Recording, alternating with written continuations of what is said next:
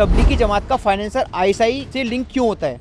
तबलीगी जमात का फाइनेंसर पाकिस्तान का राष्ट्रपति परिवार से क्यों होता है? जमात का काम होता है प्रचार करना। प्रचार करें, हम प्रचार से मना नहीं कर रहे हैं, मगर आप जिहाद क्यों कर रहे हो? भारत के खिलाफ, हिंदुत्व के खिलाफ क्यों प्रचार कर रहे हो? अगर कोई मुसलमान मरता है तो उसके यहाँ सेकुलर नेता ऐसे रोने जाते हैं जैसे उनका दामाद मर गया, उनकी बेटी विधवा हो गई हो, उनकी बहन विधवा हो गई हो। अगर कोई हिंदू मरता है तो वहाँ कोई नहीं जाता। तबलीगी जमात ही ऐसा संगठन क्यों है जो सोशल मीडिया से, प्रचार से, आम पब्लिक से, पुलिस प्रशासन की नज़रों से बच के प्रचार करता है? इसका मतलब कोई दाल में काला है। 1925 में आरएसएस की स्थापना हुई।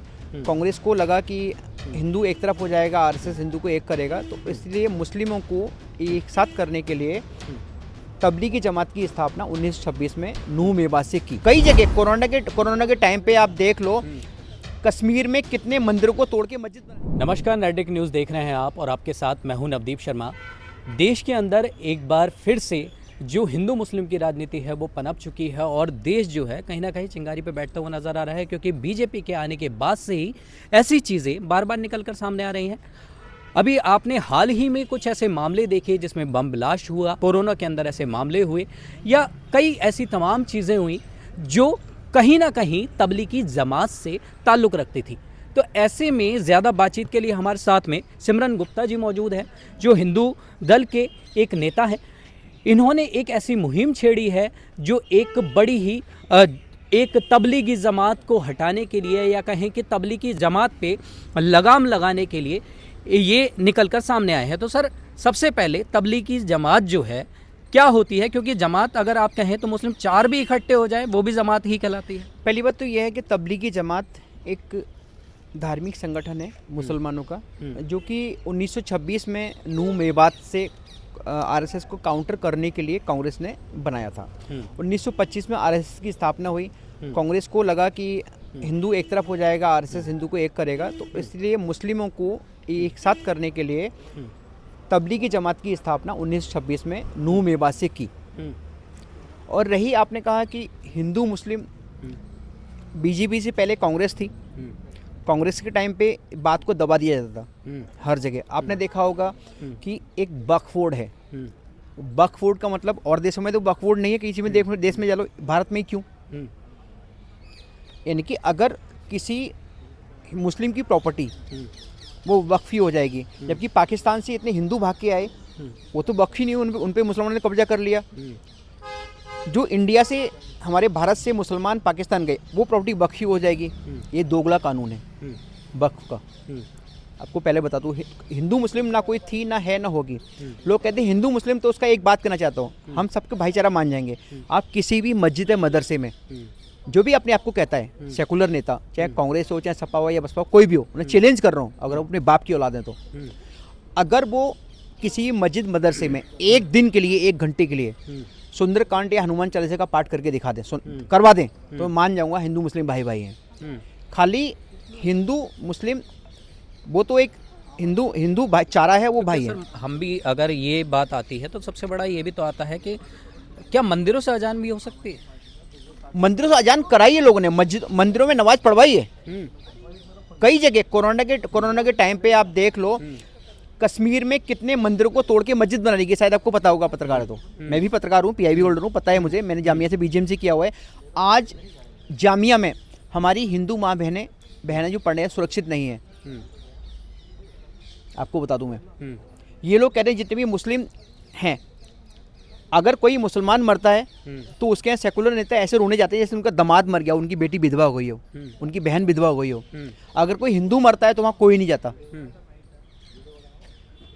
आपको ये बता दूं, हिंदू मुस्लिम का एक बता दूं। लेकिन सर, एक बड़ा सवाल ये आता है कि तबलीगी जमात जो है उसका तो सीधा उद्देश्य ये होता है कि अपने धर्म को प्रमोट करना, लोगों के घर घर जाके दीन और तालीम जो होती है वो उनको दी जाती है।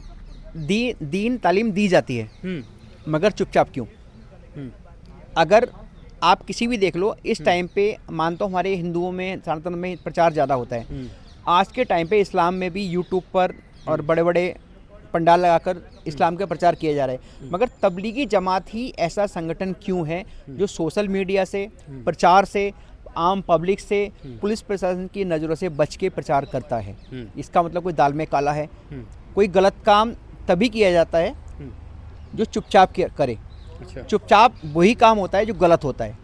मैं सही हूँ, आज सामने खड़ा हूँ, मैं एक फौजी का बेटा हूँ, शहीद का बेटा हूँ, सबसे मांग कर रहा हूँ इस संगठन को बैन किया जाए, खुलेआम मांग कर रहा हूँ। आप मौलाना साद ने 2020 में कोरोना फैलाया, पूरी इंडिया ने सुना। भारत सरकार की जांच एजेंसियों ने बताया कि तबलीगी जमात के जमातियों ने कोरोना फैलाया है। अच्छा। अभी जो बम कांड हुआ चांदनी चौक में कार में, जांच एजेंसियों ने क्लियर कहा कि डॉक्टर परवेज शाहीन, डॉक्टर शाहीन सईद और भी डॉक्टर थे, उनका तबलीगी जमात से संबंध थे।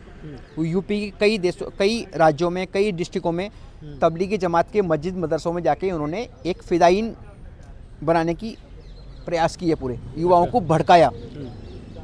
जमात का काम होता है प्रचार करना, प्रचार करें, हम प्रचार से मना नहीं कर रहे हैं, मगर आप जिहाद क्यों कर रहे हो? भारत के खिलाफ, हिंदुत्व के खिलाफ क्यों प्रचार कर रहे हो? करो, मना थोड़ी है।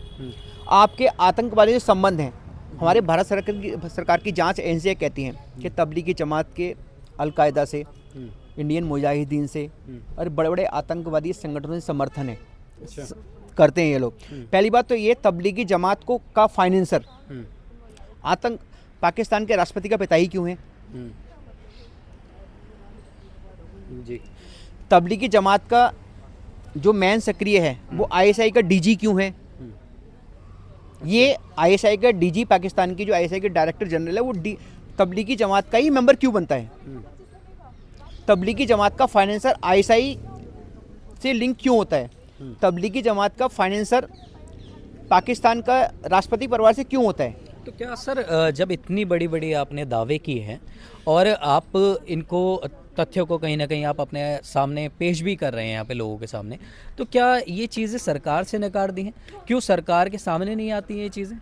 सरकार को पता है सब कुछ, मगर हमारे देश का दुर्भाग्य है, कुछ एक नेता अपनी कुर्सी के लिए आतंकवादी संगठन तबलीगी जमात का समर्थन कर रहे हैं। मैं खुलेआम कहता हूँ, जबकि ये मैंने ज्ञापन दिया है, इसमें क्लियर लगाया हुआ है कि तबलीगी जमात से किन किन लोगों से संबंध थे, कहाँ कहाँ बैन है। ये क्लियर लिखा हुआ है इसमें कि भारत में तबलीगी जमात फैलाव व असर, इसमें क्लियर लिखा है कि तबलीगी जमात के किन किन लोगों से संबंध हैं, किन आतंकवादी संबंध हैं, कहाँ कहाँ ये लोग क्या कार्य करते हैं।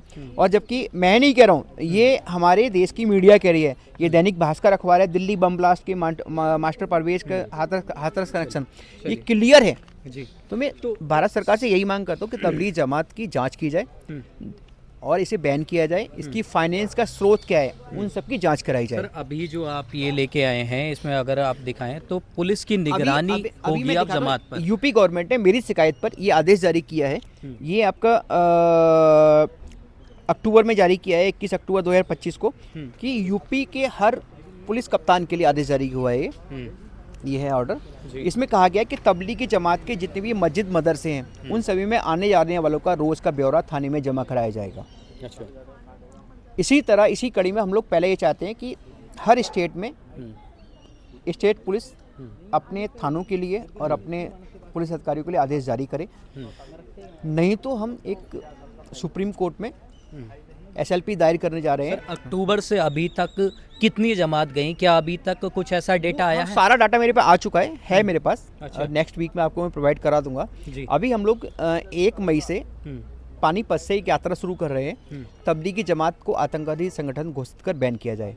अच्छा। क्योंकि पानीपत से ही मुगलों के खिलाफ एक लड़ाई शुरू हुई थी, तो ये भी मुगल की तरह ही एक आतंकवादी संगठन है। तो हम लोग, हमारा समापन इन्हीं की जहाँ से स्थापना हुई है, नूह मेवात में होगी। उस यात्रा का नाम होगा शहीद दिव्य ज्योति यात्रा। ठीक।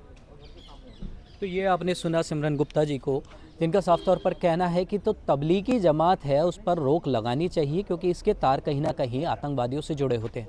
अब आपकी इस पर क्या राय है, हमें कमेंट करके ज़रूर बताएं। कैमरामैन सुमित के साथ नवदीप शर्मा की रिपोर्ट, दिल्ली। आप देख रहे हैं नेट्रिक न्यूज, साहस सच कहने का।